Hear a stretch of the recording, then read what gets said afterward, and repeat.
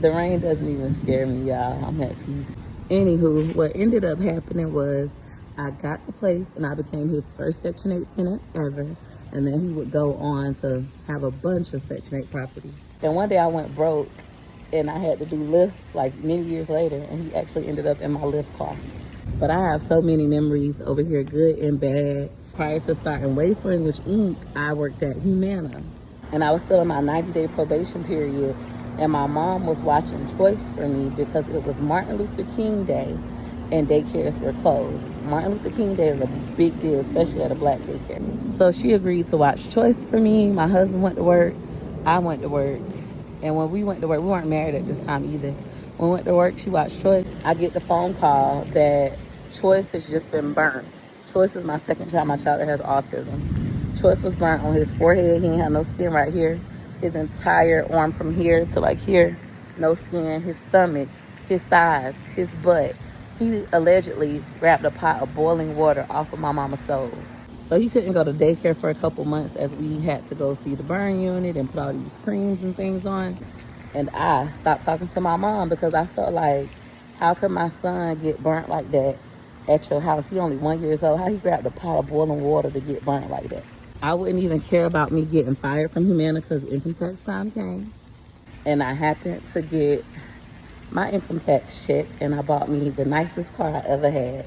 Prior to this, my husband had always had better cars than me, more money than me, etc. But this time, I had got enough money back as my tax return to get a nice car.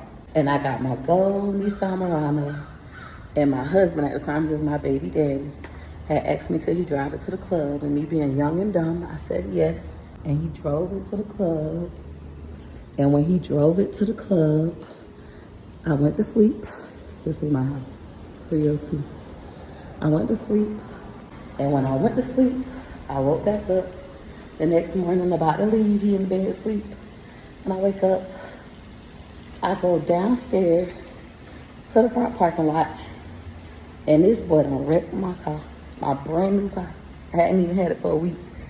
And it was tree branches hanging out and all that stuff. I was so upset, I ran upstairs crying, asking him, what did he do? And this is the start of him becoming an alcoholic. And he was like, what? I ain't do nothing, I ain't do nothing. You lying on me, so I told him to call the police, make sure he ain't, murk nobody. And I called the police, they came, they saw the car, they said it wasn't no injuries and all that stuff. I said I wanted him to go to jail. I played police games definitely back then. And the police said no, they wouldn't take him to jail. He doesn't have to pay for it because there's no proof that he drove the car.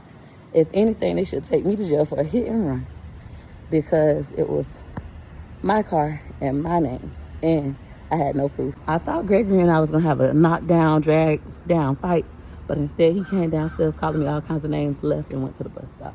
So now at this time, I'm not talking to my mama because my baby done got burnt. I'm not talking to my baby daddy because he done wrecked my car. I had to spend all the leftover income tax money I had to get my car fixed. I'm talking about new tires, all this stuff. Oh, it was a hot mess. So a few days go by and I cannot take Gregory to school because I don't have any gas. And at this time I was already doing resumes, absolutely free. Anybody on a resume, they knew to come get me. Back then they was like, you could do me a resume, like a resume. But this is where that famous story that changed my life comes into play.